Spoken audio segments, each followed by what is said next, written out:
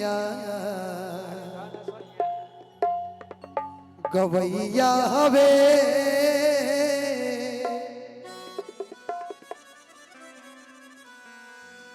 कि फुहर पतर गीत गावेला। ए सखी जब से बलमुआ गायकी करता खाली वह कुल मिजाज के गीत गावता। छछने करे जमोदा अरे देखनी हा जब से कि संगही नचनी यो नचावेला। ओ भुवन पत्तर गीत गावेला सखी जननी की सैया गवैया वे सखी जननी की सैया गवैया वे भुवन पत्तर गीत गावेला। छछने करे जा मोदा देखनी हा जब से छछने करे जा मोदा देखनी हा जब से संगही नचनी यो नचावेला। ओ भुवन पत्तर गीत गावेला।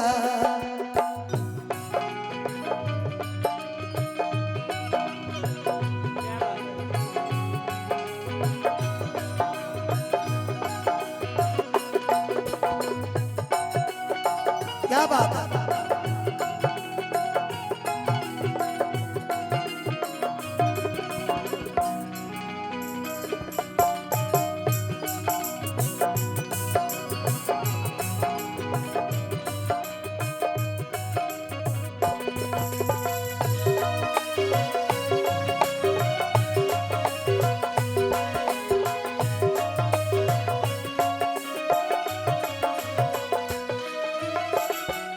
और कहते सखी ना जान कैसन उनकर सर्किल समाज बा दारू पी के गावस कहस असही रिवाज बा।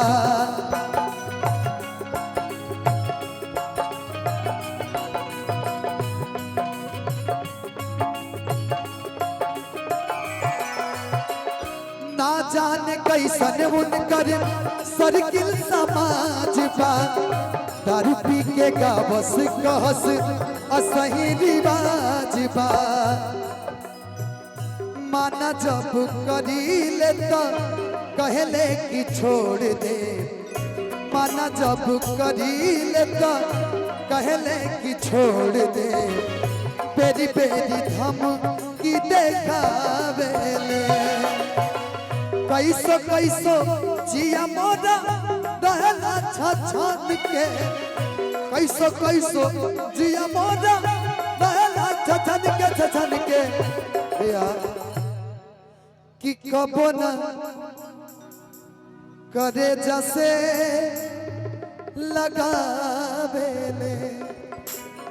ओ फुहर पत्तर गीत गावेले। ओ भुवन पत्तर गीत गावेले।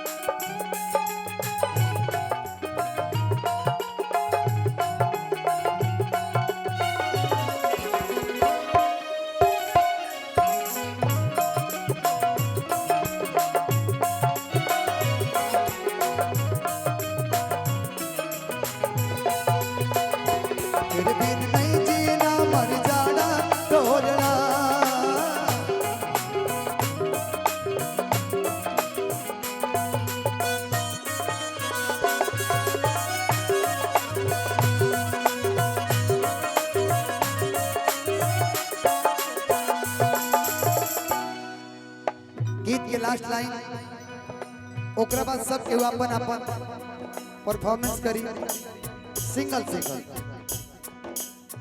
खेत बेच बेच के सेट करावेले बाबूजी के पैसा कुली पानी में बहावेले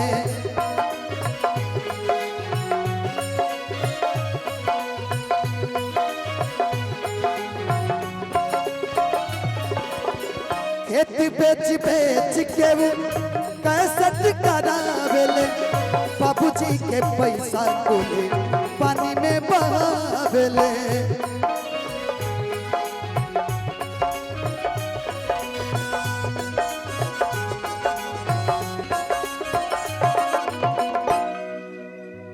बड़ा बड़ा पाल औरी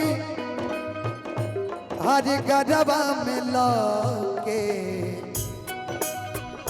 बड़ा बड़ा पाल औरी गरबा में लौके फैशन में खाना वाचे दावेले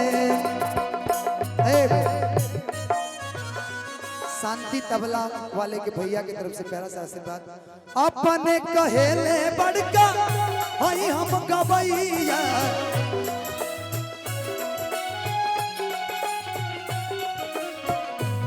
हर मुनियो नतनी को बजावेले ओ बुहरी पत्तरी गीत गावेले ओ बुहरी पत्तरी गीत गावेले ओ बुहरी पत्तरी गीत गावेले ओ बुहरी पत्तरी गीत गावेले।